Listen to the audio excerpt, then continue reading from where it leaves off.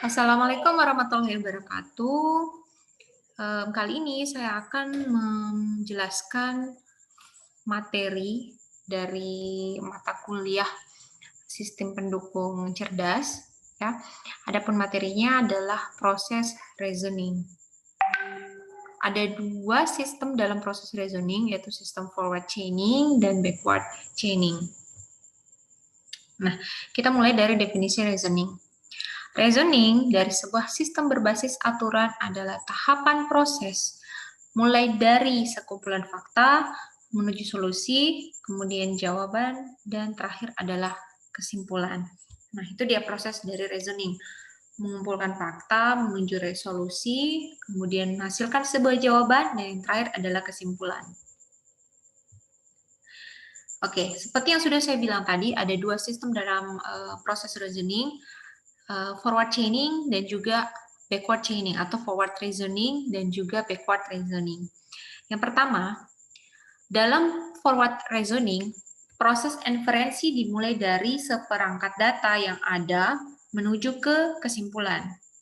Pada proses ini akan dilakukan pengecekan terhadap setiap rule untuk melihat apakah data yang diobservasi sudah memenuhi premis dari rule tersebut atau belum. Nah, apabila memenuhi, maka rule akan dieksekusi untuk menghasilkan fakta baru yang mungkin akan digunakan oleh rule yang lain. Proses pengecekan rule ini disebut sebagai rule interpretation.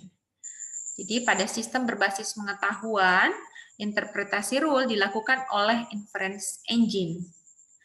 Proses interpretasi rule juga merupakan proses berulang, ya, seperti ditunjukkan pada gambar berikut ini. Nah, ini adalah proses inferensi pada sistem forward reasoning.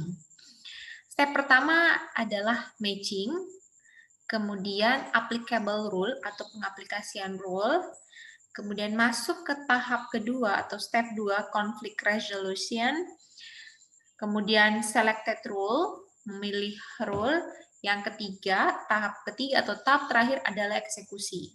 Nah, dari hasil eksekusi ini akan menghasilkan dua kemungkinan. Yang pertama akan menghasilkan new rules atau rule baru yang akan menjadi sebuah pengetahuan baru atau knowledge baru. Yang nanti akan menjadi rule juga dan kembali ke tahap pertama atau tahap matching. Kemungkinan kedua akan menghasilkan new fakta atau fakta baru. Fakta baru ini yang nanti juga akan menjadi sebuah fakta dan fakta ini akan masuk lagi ke step pertama atau step matching. Nah, untuk lebih jelasnya, fungsi dari masing-masing step tadi akan dijelaskan seperti berikut. Tahap pertama atau tahap matching, ya, setiap rule yang ada pada basis pengetahuan dibandingkan dengan fakta-fakta yang diketahui untuk mencari rule mana yang memenuhi, ya. Kemudian tahap conflict resolution. Pada langkah pertama, jadi pada langkah matching mungkin akan dihasilkan suatu kondisi di mana beberapa rule dipenuhi. Conflict resolution bertugas, jadi tugas dari conflict resolution setelah pada langkah pertama untuk mencari rule mana yang memiliki prioritas tertinggi yang berpotensi untuk dieksekusi, ya. Jadi dari tahap pertama, ya, akan dihasilkan suatu kondisi di mana akan ada beberapa rule yang dipenuhi. Nah, pada tahap kedua, pada tahap conflict resolution, akan mencari rule mana yang memiliki prioritas tertinggi untuk berpotensi untuk dieksekusi. Kemudian tahap ketiga, execution. Langkah terakhir dari proses forward reasoning adalah eksekusi atau firing dari rule.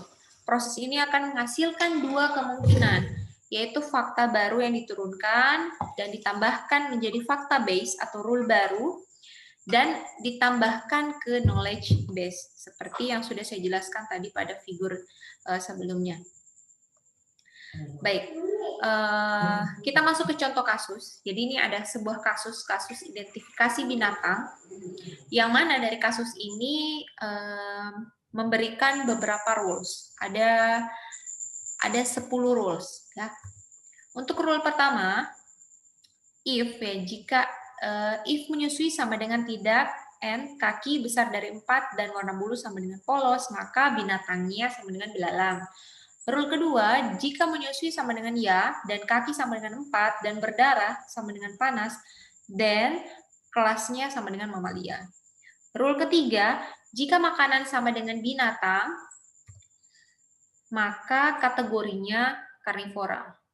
Rule keempat, jika makanan sama dengan tumbuhan, dan kategori sama dengan herbivora. Rule kelima, if kelas sama dengan mamalia, dan warna bulu sama dengan berbintik dan tinggi besar dari 80 cm, dan binatang sama dengan harimau.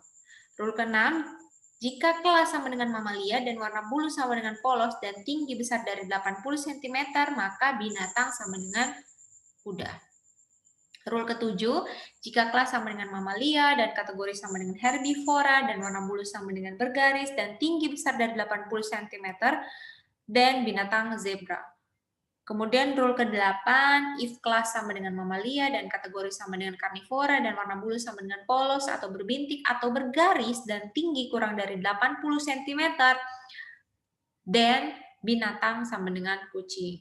Rule ke-9, jika kaki sama dengan 2 dan berdarah sama dengan panas dan warna bulu sama dengan berbintik atau menyusui sama dengan tidak, maka binatang sama dengan elang. Yang terakhir, ya, rule terakhir, jika berdarah sama dengan dingin dan tinggi besar kurang dari 80 cm, maka binatang sama dengan salmon. Oke, ini adalah beberapa rule dari kasus identifikasi binatang.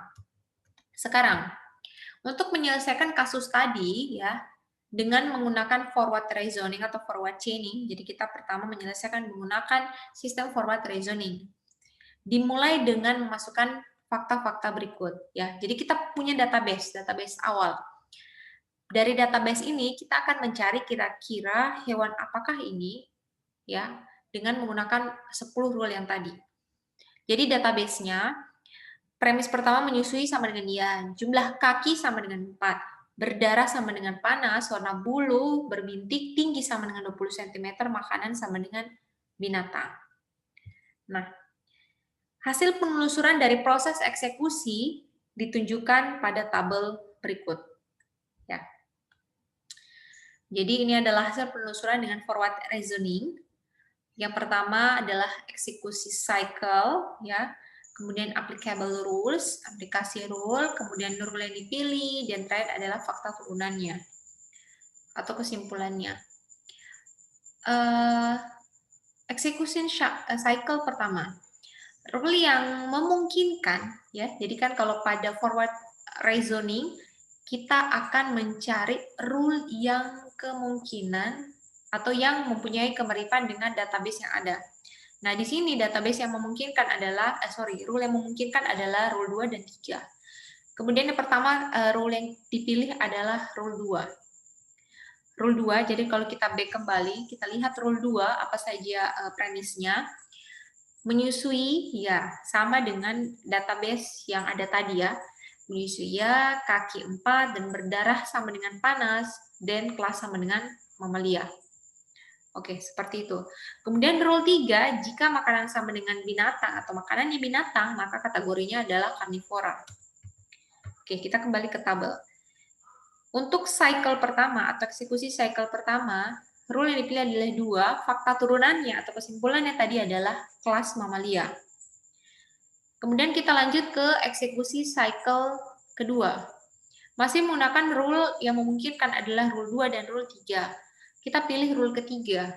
Nah, dari rule 3, fakta turunannya adalah kategorinya sama dengan karnivora. Yang terakhir, eksekusi cycle yang ketiga, ya, kita rule yang digunakan adalah rule 3, rule 2, 3, 7. Rule 2 sudah, rule 3 sudah, kita masuk ke rule 7. Ya. Dari rule 7, kita mendapatkan fakta turunan atau derived fact, binatang sama dengan kucing. Nah, dari sini kita mendapatkan hasil penelusuran menggunakan forward reasoning berdasarkan database yang tadi bahwa binatangnya adalah kucing. Ya, dari database hewan menyusui jumlah kakinya 4, berdarah jenis darah berdarah panas, warna bulunya berbintik, tingginya sama dengan 80 cm, makanannya sama dengan binatang. Nah, database ini tadi kita sesuaikan dengan rule 2, rule 3, dan 7, maka kita simpulkan bahwa hewannya adalah kucing. Nah, ini sistem forward reasoning. Sekarang kita masuk pada backward reasoning. Mekanisme inferensi pada backward reasoning berbeda dengan forward reasoning, ya. Walaupun kedua proses ini melibatkan pengujian terhadap masing-masing rule. Backward reasoning dimulai dari konklusi atau kesimpulan, yang mana konklusi ini diharapkan menuju kepada fakta-fakta yang mendukung konklusi tersebut, ya. Jadi kita mulai dari sebuah kesimpulan, kemudian diharapkan menuju ke sebuah fakta-fakta yang mendukung kesimpulan tersebut. Misalnya, pada awal fakta yang diketahui dalam database-nya kosong, seperti berikut ya. Dengan mengambil contoh pada kasus 1, ya, identifikasi binatang, kita akan mengidentifikasi binatang, ya, tapi faktanya tidak diketahui nih kalau backward reasoning karena kita mulai dari konklusi, oke? Didapatkan bahwa goal yang diharapkan, jadi kita dapatkan bahwa goal ini adalah binatang, tapi belum ditahu binatangnya binatang apa. Sekarang kita lihat semua rule yang ada pada knowledge base, ya. Knowledge base tadi adalah rule 1 sampai dengan rule 10. Maka didapat bahwa rule yang dapat menurunkan goal tersebut, goal binatang, jadi kita dapat bahwa rule yang bisa menurunkan goal-nya adalah rule 1, 5, 6, 7, 8, 9, dan 10. Oke, kita mulai eksekusi. Eksekusi dimulai dari rule pertama. Premis pertama dari rule 1, menyusui sama dengan tidak. Kemudian kita uji. Dan ternyata tidak ada nilai menyusui ditemukan dalam database. Jadi kalau kita lihat database yang tadi, yang ini, pada rule pertama, menyusui sama dengan tidak. Nah, kita lihat pada database ternyata tidak ada premis yang sesuai dengan database yang ada, database yang ini ya. Karena tidak ada rule yang dapat menurunkan nilai dari premis menyusui, maka inference engine akan bertanya pada user, apakah termasuk binatang menyusui? Selanjutnya user memberi respon dengan menambahkan fakta pada database, ya. Menyusui sama dengan ya. Kemudian, sekarang evaluasi dilanjutkan untuk rule kedua. Premis pertama pada rule 2 adalah menyusui, ya kan? Karena menyusui ada di dalam database tadi ini sudah ada, database yang menyusui, dengan nilai ya, pengujian dilanjutkan ke premis berikutnya. Kita lihat rule kedua, premis kedua, nilai kaki tidak ada di dalam database. Oke, sedangkan pada premis 2 disebutkan untuk rule 2 kaki sama dengan 4. Ternyata kaki sama dengan 4 ini tidak ada di dalam database nih, di dalam database pada backward reasoning. Sehingga kita akan menambahkan fakta baru ya, atau update dari database yang menghasilkan 2 fakta. Menyusui sama dengan ya, kaki sama dengan 4. Premis ketiga dari rule 2 menunjuk pada sebuah fakta baru lagi yang berkaitan dengan suhu badan dari binatang. Jadi kalau di biologi ada istilah suhu badan ya, dibedakan menjadi 2, berdarah panas dan berdarah dingin. Karena fakta tentang suhu badan ini belum ada juga di dalam database, maka inference engine akan bertanya lagi kepada user, binatang tersebut berdarah panas atau dingin? Nah, user akan memberikan respon dengan nilai panas. Maka update terhadap database menghasilkan kumpulan fakta-fakta seperti berikut. Menyusui sama dengan ya, kaki sama dengan 4, berdarah sama dengan panas. Karena semua fakta pada premis 2 dari rule 2 telah dipenuhi, ya, maka rule 2 firing dan memberikan keluaran atau goal dengan nilai mamalia. Jadi kalau kita lihat rule pada rule 2, goalnya adalah hewan mamalia. Sehingga fakta baru lagi kita masukkan ke dalam database ya. Menyusui sama dengan ya, kaki sama dengan 4, berdarah sama dengan panas, kelas sama dengan mamalia. Setelah goal kelas memperoleh jawaban, sekarang sistem kembali ke rule 5. Ya. Jadi rule 1, rule 2, rule 5 lagi nih. Dengan goal binatang. Kita lihat premis pertama pada rule kelima berpadanan dengan kelas mamalia. Seperti terlihat pada database. Maka, evaluasi dilanjutkan ke premis berikutnya. Nah, karena premis pertama dari rule kelima sudah sesuai nih, maka langsung lanjut saja evaluasinya ke premis berikutnya. Fakta dari premis ini ternyata tidak ditemukan di dalam database. Maka inference engine akan bertanya lagi, bagaimana warna bulu dari binatang tersebut? Jadi kalau kita lihat rule kelima yang ini tadi sudah sama. Premis pertamanya sudah sama dengan rule kedua, sehingga kita lanjut ke premis berikutnya. Nah, premis berikutnya adalah warna bulu. Ternyata warna bulu ini tidak ada di dalam database, sehingga inference engine akan bertanya warna bulunya apa. Nah, warna bulunya dijawab oleh user adalah berbintik. Nah, hasil dari jawaban user tadi akan menjadi sebuah database baru lagi. Dimasukkan ke dalam database baru sehingga kita mempunyai 5 data fakta yang diketahui. Masih pada rule 5, premis terakhir kita uji. Fakta dari premis ini ternyata tidak ditemukan dalam database. Tidak ada lagi, maka inference engine akan bertanya, berapa tinggi binatang tersebut? Ya. Kemudian user akan memberikan jawaban nilai tinggi sama dengan 20. Nah, kemudian fakta ini selanjutnya dimasukkan lagi ke dalam database. Sehingga fakta yang sudah diketahui menjadi 6. Nah, karena fakta ini tidak memenuhi premis terakhir dari rule 5, ya, kita lihat rule 5, premis terakhirnya adalah binatangnya sama dengan elang. Jadi kalau kita lihat tadi database tadi tidak memenuhi, ini binatangnya sama dengan harimau. Nah, dari database tadi tidak sesuai dengan kesimpulan pada rule kelima.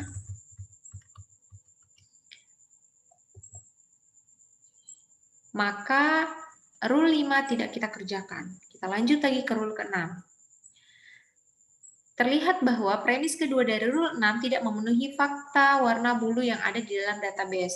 Jadi kalau kita lihat rule 6, warna bulunya tidak sesuai dengan fakta yang ada di dalam database ini, maka rule 6 tidak kita kerjakan. Kita lanjut lagi ke rule 7.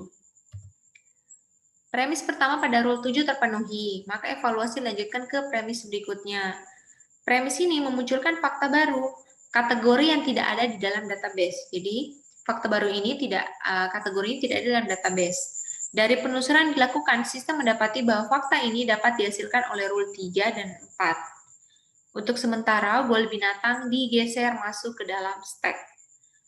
Goal yang baru adalah kategori binatang. Ya. Kemudian, evaluasi terhadap rule 3 menghasilkan fakta baru, makanan. Karena makanan tidak ada di dalam database, maka sistem akan bertanya apakah makanan dari binatang tersebut. Maka user akan menjawab makanannya adalah binatang. Sehingga rule 3 firing dan menghasilkan nilai keluaran dari goal adalah karnivora. Jadi kalau kita lihat kembali ke rule 3, rule ketiga, goalnya adalah karnivora, maka kita masukkan fakta baru ke dalam database. Sehingga database yang menjadi menyusui sama dengan ya, kaki sama dengan 4, berdarah sama dengan panas, kelas sama dengan mamalia, warna bulu sama dengan berbintik, tinggi sama dengan 20 cm, dan kategori sama dengan karnivora.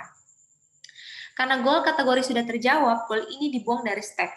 Oke? Karena sudah terjawab nih kategorinya. Jadi goalnya dibuang dari stack. Proses dilanjutkan ke goal mula-mula atau goal ke-7, ya. Rule ke-7. Premis kedua dari rule 7 tidak dipenuhi, maka rule 7 tidak dikerjakan. Jadi premis dari rule 7 kita lihat dulu nih. Rule 7 ya, binatang sama dengan zebra. Jadi karena tidak sesuai dengan database, maka rule ke-7 kita tidak kerjakan, kita langsung berlanjut ke rule ke-8. Nah, dari rule ke-8 ternyata semua premis terpenuhi oleh fakta-fakta yang ada di dalam database. Jadi fakta-fakta ini sudah sesuai dengan fakta-fakta yang ada di dalam rule ke-7. Yang mana, rule ke-8. Yang mana rule ke-8 menghasilkan keluaran binatangnya yang dimaksud adalah kucing. Oke, jadi sudah selesai nih proses dari sistem backward chaining atau backward reasoning. Keseluruhan urutan dari proses backward chaining, backward reasoning atau chaining untuk mengidentifikasi binatang dapat digambarkan pada gambar berikut. Mulai dari rule pertama, rule kelima, kemudian kembali ke rule 2, masuk ke rule 2, kembali ke rule 5, ke rule 6, ke rule 7, dari rule 7 kita masuk ke rule 3 dan 4, kemudian kembali ke rule 7, dan terakhir adalah rule 8. Dari rule 8 kita mendapatkan kesimpulan bahwa binatang yang diidentifikasi adalah kucing. Nah, itu dia tadi perbedaan antara proses reasoning menggunakan backward reasoning dan forward reasoning. Jadi kalau pada forward reasoning ya, pada forward reasoning langkah-langkahnya yang pertama kita mempunyai database ya, yang mana database tadi kita akan sesuaikan dengan pengetahuan atau knowledge yang ada. Knowledge yang tadi adalah rule-rule. Kita cari rules yang memungkinkan mirip dengan database yang ada. Nah, kemudian kita sesuaikan. Setelah kita sesuaikan, maka mendapatkan sebuah kesimpulan. Kemudian pada sistem backward chaining, jadi perbedaannya pada backward chaining atau backward reasoning, kita tidak mempunyai database, sehingga kita akan mencari rules ya, yang dapat jadi kalau misalnya pada backward reasoning, jadi kita akan menyimpulkan dulu, ya. Kita menyimpulkan dulu, kemudian diharapkan dari kesimpulan ini akan mencari fakta-fakta yang mendukung dari hasil kesimpulan. Jadi kita tidak punya database masih kosong. Tapi kita punya sebuah kesimpulan. Kesimpulan ini adalah binatang. Nah, kita akan cari rules atau knowledge yang memungkinkan sesuai dengan goal yang ada. Nah, setelah kita dapatkan rules yang memungkinkan untuk mendukung dari kesimpulan, maka rules tadi akan kita uji. Kita uji, kemudian setelah diuji, yang terakhir adalah kesimpulan dari rules yang sudah sesuai dengan goals dari backward reasoning. Oke, jadi seperti itu ya perbedaan antara forward proses reasoning menggunakan forward chaining atau forward reasoning dan backward reasoning. Oke, jadi saya rasa cukup untuk penjelasan materi ini. Terima kasih ya. Kita akan ketemu di penjelasan materi-materi berikutnya. Wassalamualaikum warahmatullahi wabarakatuh.